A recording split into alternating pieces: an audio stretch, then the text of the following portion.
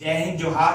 JSSC, JPSC, UGC net और UPSC के लिए इतिहास के 50 महत्वपूर्ण फैक्ट्स बता रहे हैं जो कि परीक्षा में आपको आते ही हैं।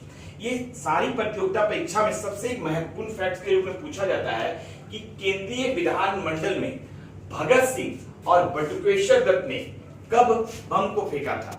ये इसलिए फेंका गया था कि जो अंग्रेजी सरकार जो बहरी हो गई थी, जो भारतीय क्रांतिकारियों की बात नहीं सुन रही थी, इसलिए भगत सिंह और बटुकेश्वर दत्त ने केंद्रीय विधानमंडल में 8 अप्रैल 1929 को बम फेंका था। ये बम से किसी को क्षति नहीं हुई, कोई लोग मरे नहीं, ये केवल दिखावा के लिए फेंका गया और बहरी जो अंग्रेजी सरकार थी उसको सुनने के लिए फेंका गया। इसका बाद में ऑब्जेक्टिव ये था कि जो क्रांतिकारी भगत सिंह थे वो अपनी बातों को जो है कि इसके बाद न्यायालय में कहना चाहते थे और उन्होंने कहा। और सबसे महत्वपूर्ण वहां पे जो है बम बनाने का सारा प्रोसेस भी बताया था जिससे कि और क्रांतिकारी बम बना सके। तो ये बहुत महत्वपूर्ण भगत सिंह का स्टेप था। लेकिन इससे भी ज्यादा महत्वपूर्ण बात है कि ये जो केंद्रीय विधानमंडल में 2 महत्वपूर्ण बिल और विधेयक था, जो है ट्रेड डिस्प्यूट बिल और पब्लिक सेफ्टी बिल, उस समय उस पर डिस्कशन हो रहा था, तो उस समय ये कार्य किया गया था।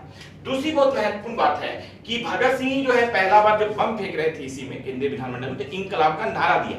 लेकिन ऐसे आपको पूछेगा कि इंकलाब का नारा लिखित रूप से किसने दिया, तो मोहम्मद इकबाल ने दिया था 1930 में अपनी पुस्तक बंगे दरा में। अपनी पुस्तक बंगे दरा में मोहम्मद इकबाल ने इंकलाब का नारा दिया, बहुत महत्वपूर्ण है। इसके बाद मोहम्मद इकबाल जो थे वही सबसे पहले जो भी मुस्लिम क्षेत्र थे वहां को, जो जहां मुस्लिम बहुल क्षेत्र थे वहां पे अलग प्रांत की बात कही थी, जिसको कि आपको 1933 में पाकिस्तान शब्द के रूप में उपयोग किया चौधरी रहमत अली ने, जो केंद्रीय विश्वविद्यालय में स्नातक कर रहे थे।